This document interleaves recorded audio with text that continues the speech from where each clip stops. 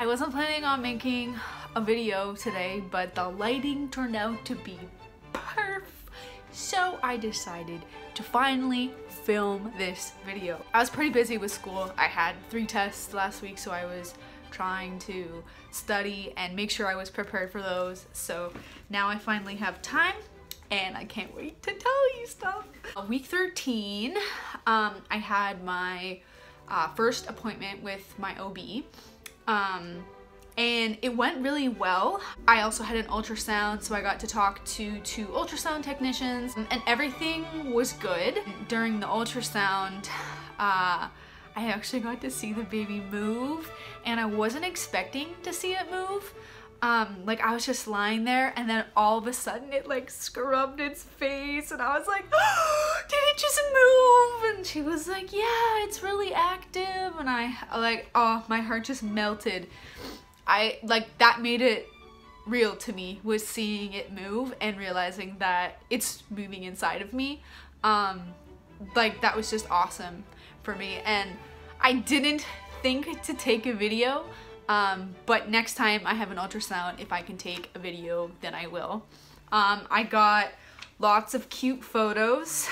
I'll start with this one. So baby was waving to me. Got this photo. In this photo, there's this like odd shadow, but that's because it was moving its hands. Then I have another one here. Oh. And then this one is a close-up and it's my favorite. So cute. It was in the process of rolling away from the probe when they took this picture. And then it rolled over completely away and I couldn't see its face anymore. But it was just like, it was so awesome to be able to see it. And after that ultrasound, it just seems unfair that I can't watch my baby move 24/7. Like, why can't I have some kind of like camera in there so I can see it all the time? Like, I want to know what it's doing all the time. Like, it seems cruel to have to wait 9 months to finally meet it. Like, oh my gosh. The ultrasound was great. My due date is still the same. It's still August 18th. We didn't really talk about a ton of new things. Like, most of it I had already spoken to my my GP about. But she gave me a package, so I got more information about pregnancy and just things offered at the hospital that I'm going to give birth at. In week 13 though, I was getting a lot of information and it kind of got really overwhelming because, you know, when I was talking to my OB, she said, you know, that they had a psychiatrist I could talk to about like my anxiety meds. And then they have a social worker, they have a nutritionist, they have all of these people. And like, that's great, but I have a counselor at school who's always throwing resources at me. And I have my doctor who also gives me resources. And then I've also signed up for this program at another hospital that does a reproductive life stages program. So they help you along with preparing for a baby, and you know, they help you out if you start to feel like really anxious or whatever. Yeah, because I'm at higher risk for postpartum depression because I already have an anxiety issue.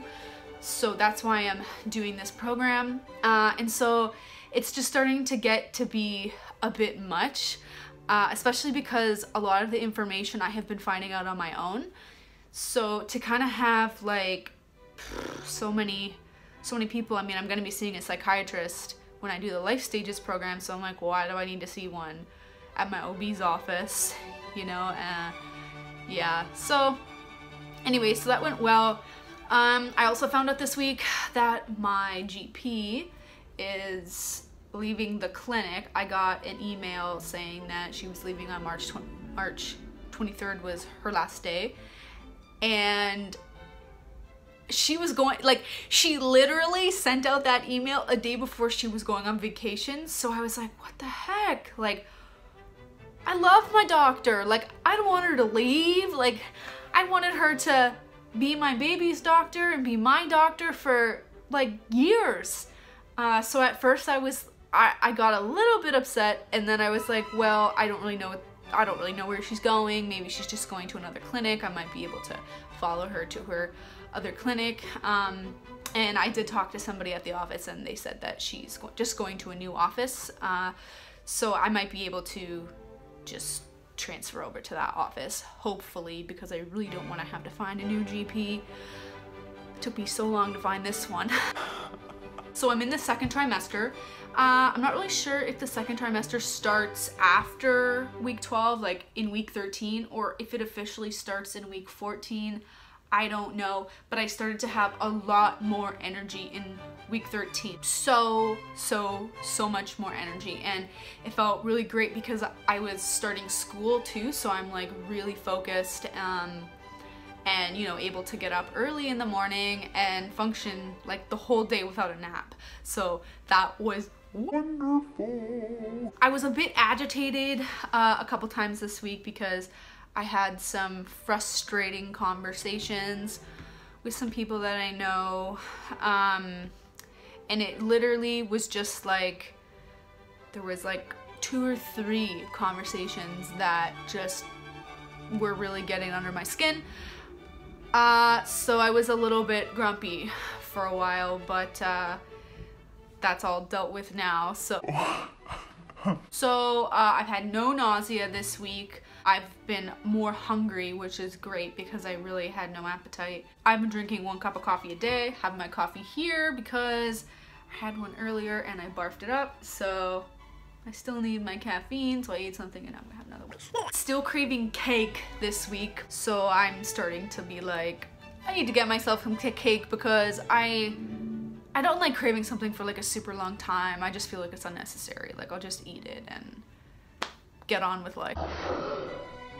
I'm also in the process of looking for a part-time job. What that job will be, I don't know. I would prefer it to be a nannying job, so that is what I'm looking for right now. I can work part-time with my school hours because my schedule is pretty open. So I've been looking for and applying for nannying jobs. I've had some people contact me, but there's always been like one reason why it didn't work out.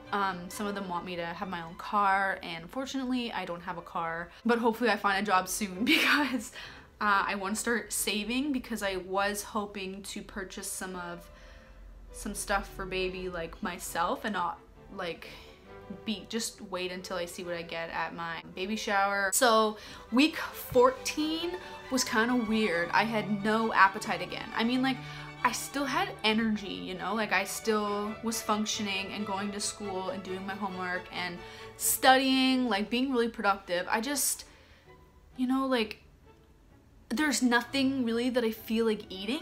I mean, I do eat. Like, I had to force myself to eat a few times. I mean, I had to force myself to eat this morning. Nosebleeds still going strong. I had a lot of intense headaches, and I think this is because I went down another dose on the medication that I'm coming off of. So that definitely gives me headaches when I have to switch meds, or if I have missed a dose or something, like I will get intense headaches. But I literally had one every day, all day, and I was taking Tylenol.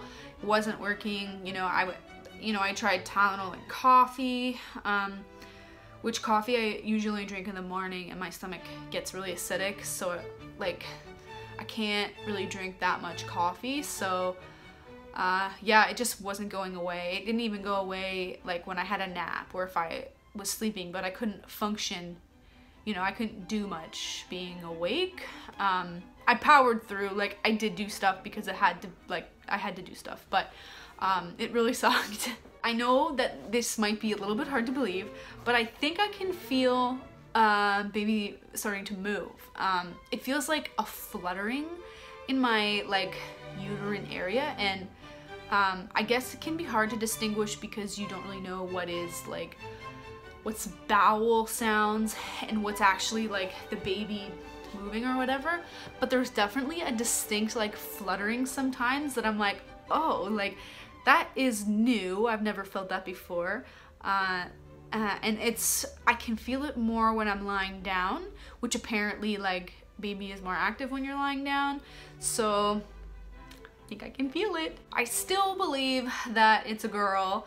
I believe more so even now because since I've had these ultrasound pictures, I looked up the nub theory, and if you've never read about the nub theory and you're pregnant, and you want to know the gender, then definitely look that up because apparently it's like 92.7% accurate.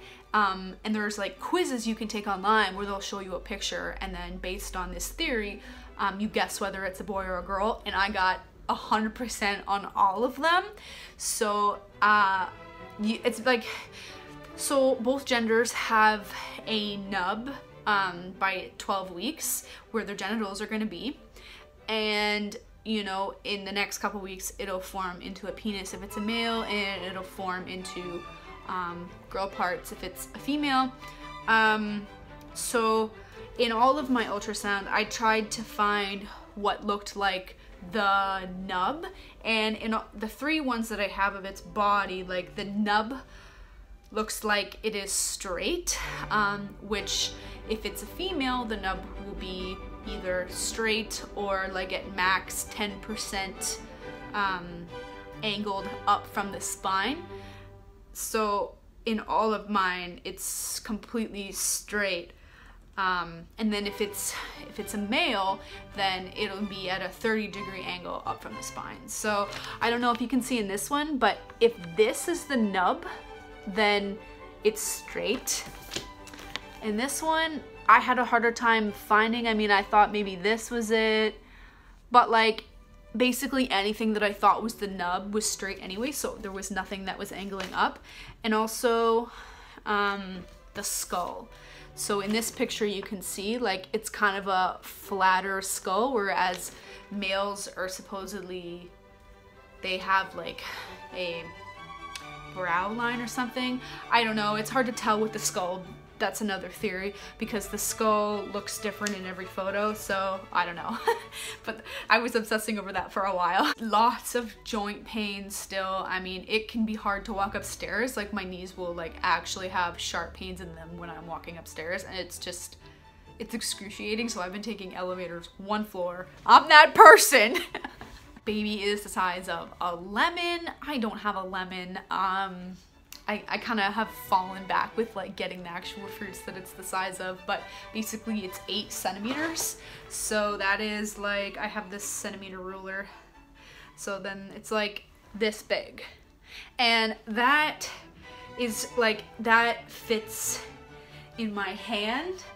And then, you know, like it's 8 centimeters from crown to rump. So then the limbs are extra, and like, oh, that seems so big to me. Like we started out as a poppy seed, okay, and now it's a lemon. Like what? Apparently baby can hear my voice now, and so they were saying I mean like the app, and when I was reading about baby in week 14 online, it was saying that, you know, I can start reading it books now, and I should talk to it, you know, so it gets used to my voice. But I don't know, I'm finding it like I don't know if I can like sing a song to it, because like I don't know, like I just feel weird, but like I want it to know my voice, and like I love it so much already.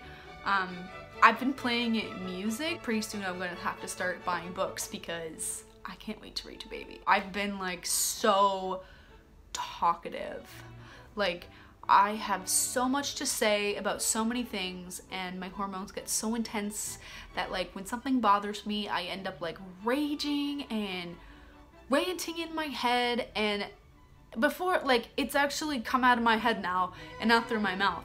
So I've like, everyone that I talk to, I've just been rambling on to, or just saying so much, and I haven't been like that in a really long time, like years. So if you want to talk, hit me up a message, because I'm all for talking right now, and I think it's a good thing because when I talk, like, baby hears my voice too, so it's a good thing. That's pretty much it.